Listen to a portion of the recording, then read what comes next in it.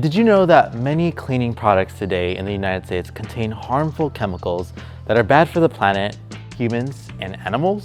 That's why I'm here today at ECOS to talk to you all about sustainable cleaning products and how this company is revolutionizing a new industry for an ethical, sustainable world. So many of you have been asking about the ways in which Gen Z can get involved in sustainable related careers, and I'm here to show you what that's going to look like. So come along with me today on a tour of sustainable jobs.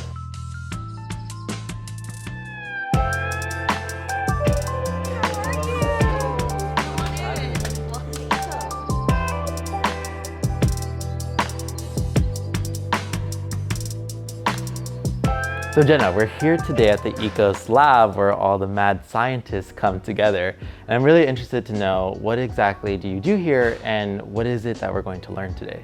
Yeah, so I'm the Chief Innovation Officer, and what I oversee is all of product development and research and development. So studying the latest breakthroughs in green chemistry and also making the safest products for consumers. What is the one biggest misconception that you feel like you see with many consumers not understanding what a green product is? Like, what is it that classifies detergent or cleaning product as clean and green? One of my biggest pet peeves is when people say they want something that's chemical free. Yes. Everything's a chemical. Air, water is a chemical, but it's about selecting safer chemistries. Like at ECOS, we make everything with 100% renewable energy. I think the questions mainly parents ask is, what is best for my kid or my child? Like, is there such thing called low toxic ingredients? The most important thing is transparency. You should always make sure you're buying products that fully disclose what's in them. Yeah. So look at the back of the label, read, make sure you can clearly see what's used and why it's used. Yeah. You'll see on the back of our products, we list every single ingredient, but also why we use that ingredient. And the second most important thing is a third-party certification.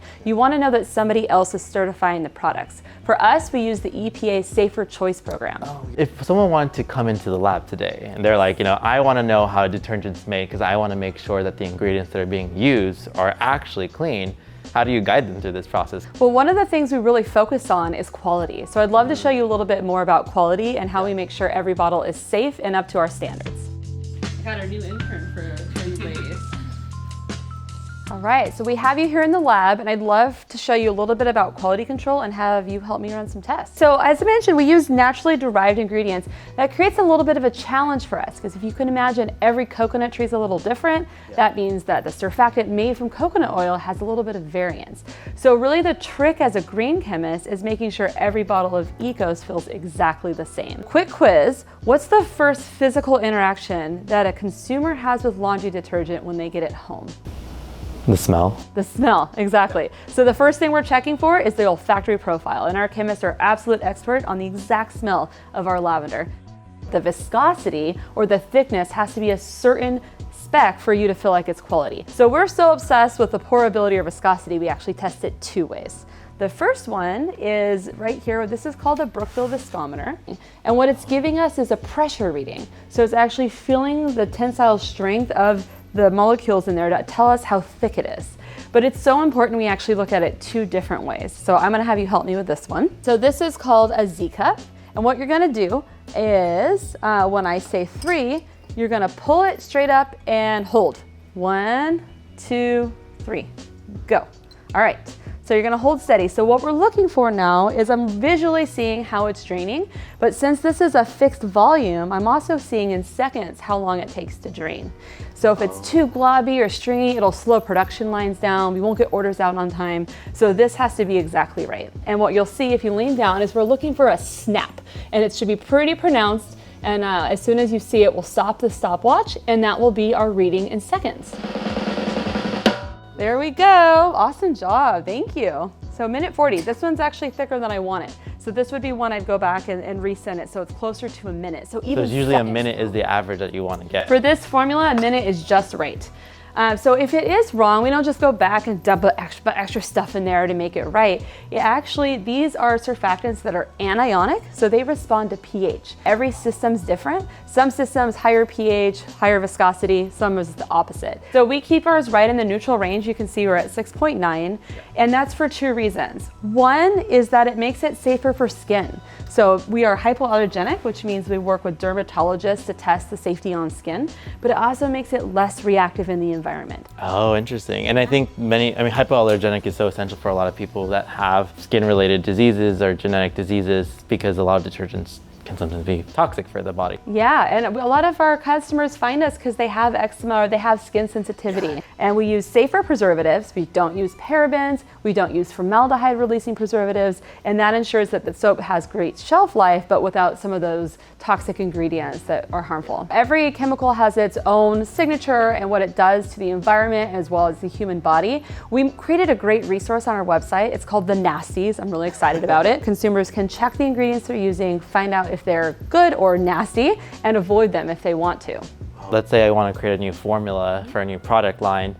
How long does that usually take? Scaling is so interesting. I can't say that there's ever been a time where we love the formula in a tiny beaker and then we get out to the back and we're like, oh great, our job here is done. One of the cool things about being a primary manufacturer is we develop the formulas right here and then we go right out back outside those doors, and that's where we can test things out and slowly scale them or pilot them. Yeah. So the shortest time we'd get something to market is around 9 months. That's pretty accelerated because we do a ton of testing.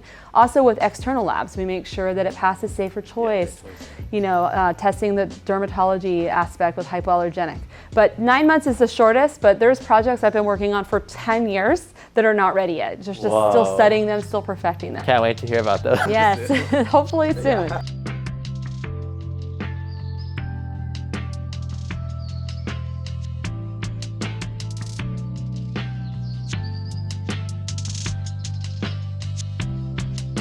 Products are always evolving for the better, and there's a lot of ways in which companies are trying to move the dial more for sustainability. And Ryan, I'm so pleased to be joined with you. You work at the R&D lab here at ECOS, and just wanted to learn more about what you do and what you've been working on. R&D stands for Research and Development.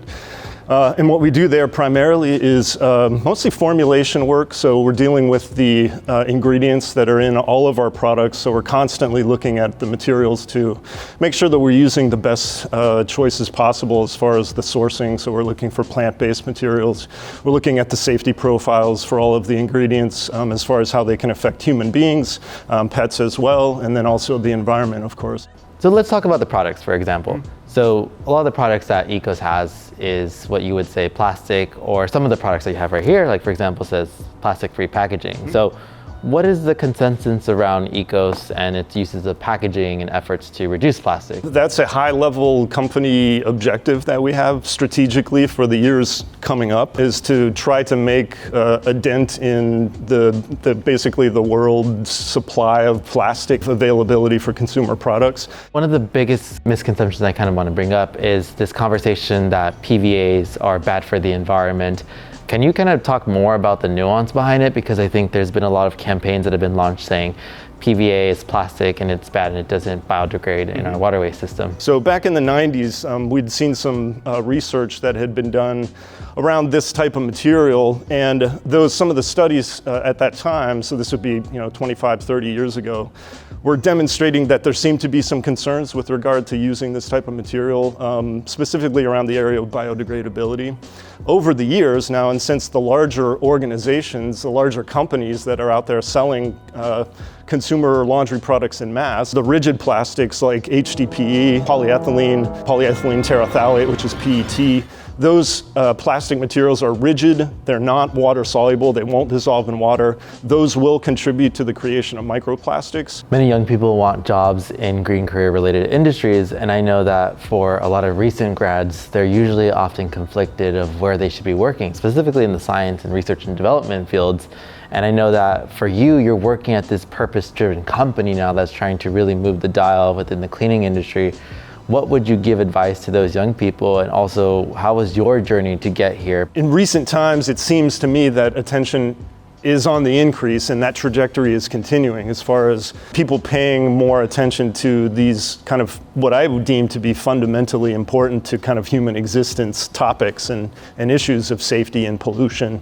I'm very much aligned with the values and the ideology kind of this company because I was the kid in high school who wore the Save the Planet Hard Rock t-shirt, you know, so like I was trying to send a message to all my, you know, all the other seniors in my class. I was like, you know, this is important stuff because these are very heavyweight, real issues that, you know, people are dealing with. A lot of the things that I had been thinking over the years of my life were the same kinds of things that this company is focused on trying to achieve when it comes to this planet. And when I'm gone, I want to leave it in a better place than it was when I showed up. Well, thank you so much again, Ryan, for being here. It's Yeah, been really a thank you. truly I privilege, appreciate it again. and I really appreciate you just being honest of, you know, there's ways in which we can actually take action from our own industry, and I think you're a really great example of really redesigning the R&D industry to think about these things long term, not just short term. How about we make some soap together? I'm excited yet scared. So No, let's you're see. gonna be great. I feel like, you know, you got the QC down, so now you're ready to graduate. Yes. Yes. Okay, so we're gonna be making today one of my favorite products, and that's our all-purpose cleaner, Parsley. First, we're gonna suit you up. We're gonna get you some PPE, personal protective equipment. So put these gloves on since you're gonna be our chemist today. And I also like to introduce you to our lovely R&D chemists, Hello. Jenna, Hi, Marlene. nice to meet you. Okay, so the first thing we always start with for our cleaning, all-purpose cleaners is water. That's the base. So we've pre-scaled everything to make it easy for you. But the first thing we're gonna do is just get the water up and mixing. So here we go. All right, what do we wanna add first, ladies?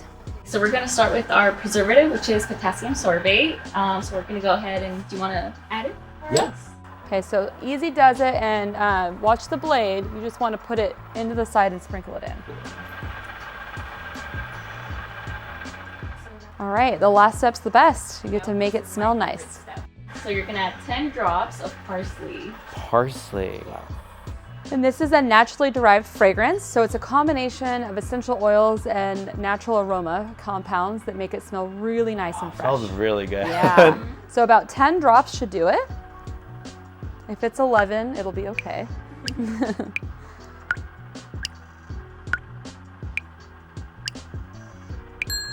So I'm gonna turn this off for you. And then the last step is you're gonna very carefully transfer it over. All right, so you just wanna carefully pour it in. Is this funnel actually a little better maybe? Yeah, let's try that one. If you wanna hold the funnel. Yeah, that's perfect. And it does have a surfactant in it, so we'll try not to foam it too much. If you get too much foam in it, does it damage the product? Or? Not at all. It'll just make less space for us to put more product in there. Yeah, it's just actually air. Oh, and I think we're good. Want to leave a little bit of room for this, and I'm gonna grab your funnel. Oh, oh. If Mad it's not science is messy, it's coming out not here. fun. That's what I tell my kids. All right, and there's your parsley cleaner. Smells like parsley. All right, nice job. You'll see when you go out on the line and tour, we do a lot of really cool non-chemical things to protect the formula, including UV lights. So that's a great way to make sure that there's no bugs or any type of bad microbes in the formula without using any chemicals. But it's just a food grade thing that we've kind of borrowed from food processing.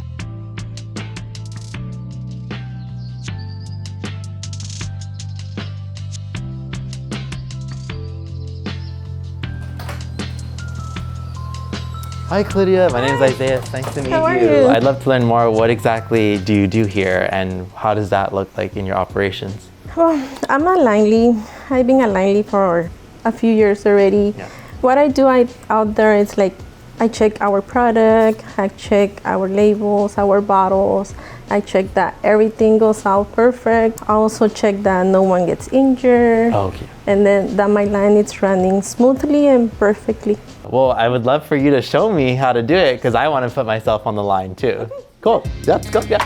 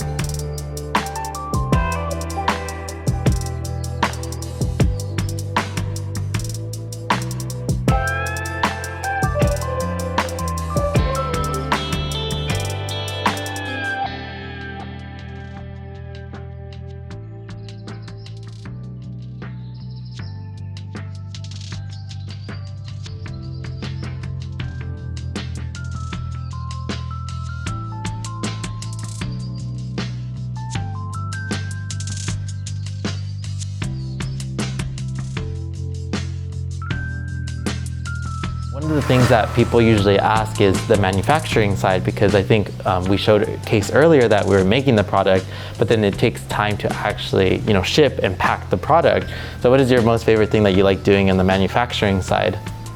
Well, my most favorite thing is getting everything out perfect. I want when the client gets the product, to me, it should be perfect.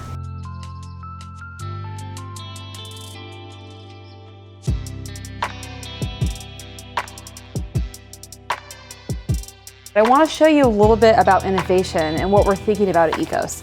So we obsess over what goes in every formula, but now we're really starting to think not just about safety, but carbon footprint for the ingredients themselves. So we've created this idea of the low carbon product design. So what does that mean? How do you create a low carbon cleaning product? It's really about reducing materials, reducing emissions, material circularity, compaction, and waste reduction. So I'll give you an example. If we have a laundry detergent and we take water out, the first thing that happens is it shrinks. We get more loads in every single bottle. That means we can put more loads of laundry on every single truck, and we can take trucks off of the road. So that reduces freight, and that directly reduces carbon. If you take water out, you also take plastic out, and every ounce of plastic you don't use is an ounce of carbon you take out. So it's this positive flywheel effect. So now we're thinking, how much water can we take out of laundry detergent? And the answer is 100%. So I'll show you where we make this in-house. So what we've done is we've taken all of the water out, so it's just packaged in a paper box. So you'll see as soon as it hits water, it turns into detergent, and at all water temperatures. So it's good for cold water wash too, which saves a ton of energy and carbon at home. Yeah, and I think this follows the same models of like life cycle and the LCA models of like tracking the product from its production, of how much resources is used, to its end life, of where it's transported, where it's given, and where it goes in the landfill. Absolutely. So I think this is actually a very smart way to actually do that, because you can just save so much water and you can use one. So let me show you the next idea with this. I lovingly call this magic soap, and you'll see why. So imagine every time you go to the store and you buy hand soap. You're buying the bottle, you're buying the soap itself, you're buying the pump. It's a lot of packaging. So the thought was, what if we could use this technology to create a hand soap? So this is just water. This would be a reusable bottle that you either buy from ECOS, or maybe you have one at home already. And then this is hand soap, the equivalent of one full bottle of hand soap. So imagine if you could go to the store and buy 20 sheets, you bought 20 bottles of hand soap. So we're thinking about now concentration. What are the other ways to take plastic out and reduce the footprint? So this is without the plastic bottle as well. Laundry detergent, 1 pack, 1 load. And then we also have this product launching this year, and this is our ultra concentrated laundry detergent. You'll notice it's in an aluminum bottle. It's 78 loads, so 2 pumps is 1 load. Hyper concentrated, because even though liquidless is the gold standard with no water, some people still want a liquid detergent. So this is a way to help them in their plastic elimination journey. What do you say to consumers that are often saying, oh, we should use double that because it's smaller? I think there's often this thing where for liquid detergent, we're so used to just dumping in the cup, but for a pot or like, piece of paper, we're like, oh no, we need to add double because we don't know if it's going to affect the clothes or not. It's so true. So people tend to overdose no matter what they use, but because it's pre-measured, it's easier for consumers not to accidentally overdose. Consumers then see this product line and they're like, okay, let's see about this product. And so I usually check the back and I'm like, okay, well, it's like not tested on animals, it's not vegan, it's recyclable, which is great, there's a plan for that. But then I look to the front and I'm said, safer choice. Yes. And what does that mean? Because someone that doesn't know that much about certifications, why is it important? It's funded by the EPA, and the EPA looks at each and every product to make sure it's a safer choice. There's 3 levels of criteria. Number 1, all of those ingredients on the back, every single one has to be checked that it's the safest possible ingredient. Number 2 is the product has to work. If it doesn't work, it ends up in the landfill. There's nothing less green than a wasteful product that doesn't work. And then the third one is you have to innovate. So every few years, your product sunsets. The registration's gone unless you innovate and continually make it better. You talk about this journey to become a chemist, to design these products that are good for the planet. Many chemists probably watch this video or they think like, what can I do to change the world? And I think many people don't really think about the products we use at home. I wanted to actually learn more about your own journey to work at ECOS and why you ended up choosing this career. If you're passionate about something, find ways that keep you curious and keep you learning. So I went to UC Berkeley, I studied biochem, and I was pre-med. Yeah, go Bears. Pre-med was the only way for me. I was like going to be a doctor for sure. So I did a total 180 and I got my master's degree at FITM in fashion design because I wanted to make things, as I'm a maker, I love to create. And now I'm here designing chemicals. So it's like the two loves, and now I can do both of those things and get both right and left brain. The creativity's there, but with the technical sounding to back it up. Yeah, well, thank you so much again, Jenna, for allowing us to be here and also teaching me so much about chemicals. So fun thank to have you again. Come back anytime. You're hired. You have your jacket. I got it. I'm gonna come back here and work tomorrow.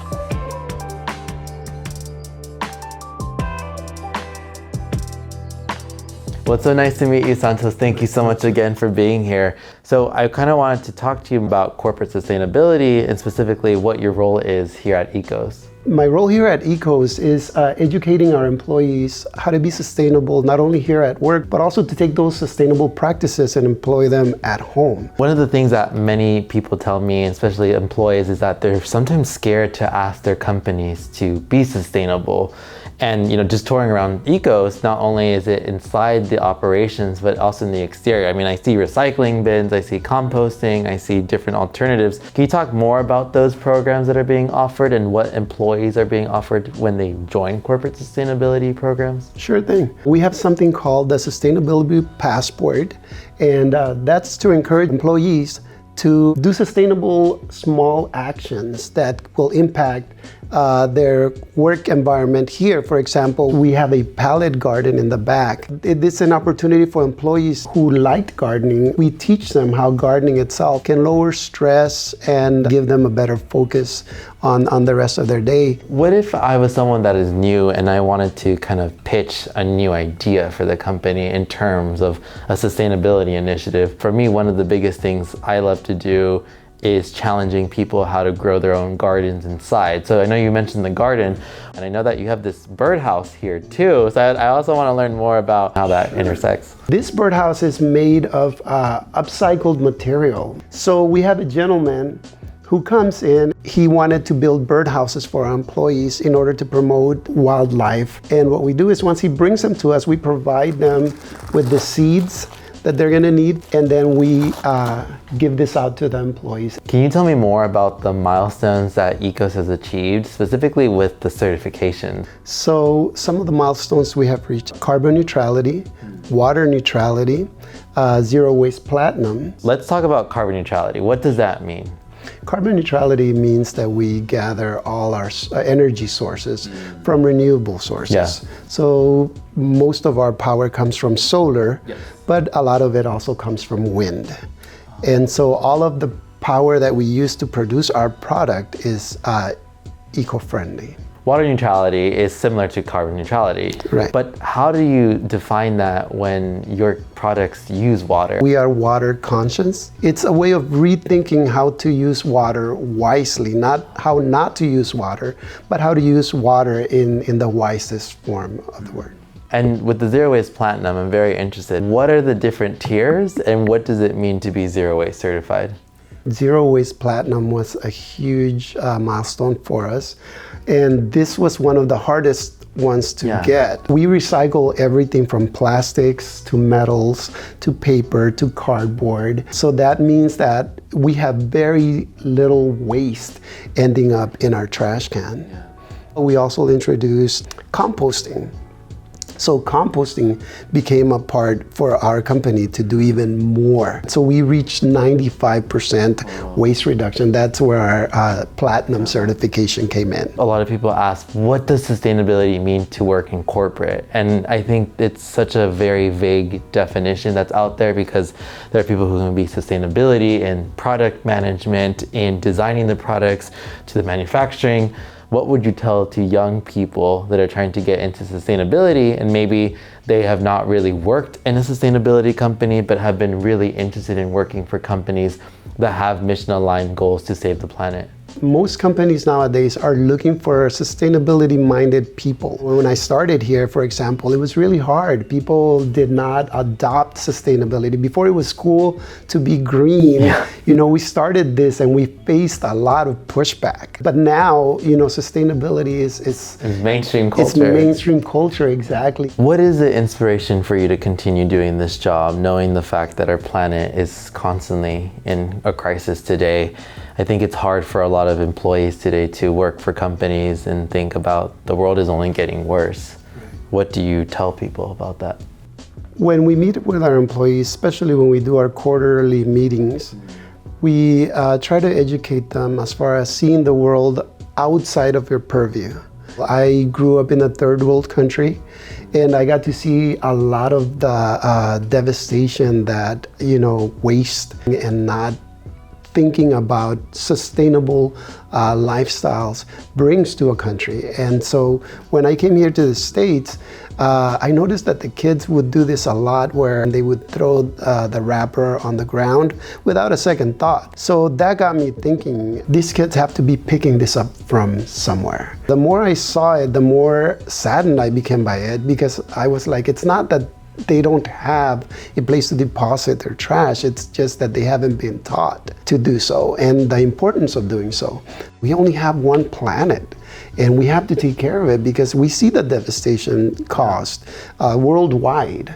I think it's something that a lot of kids and also young people are trying to learn, is like, there's so much more hope that goes around. And I think if we're able to teach people at a young age, and also to showcase in employees' relationships, like teaching them ecological education, those can actually start to say, oh, we do have power to start changing our minds. Oh, we do have the initiatives to start to say, I want better for the world, and also for a job that's healthy for my future. And that's the thing that we're trying to get at. So I really appreciate your story on that end.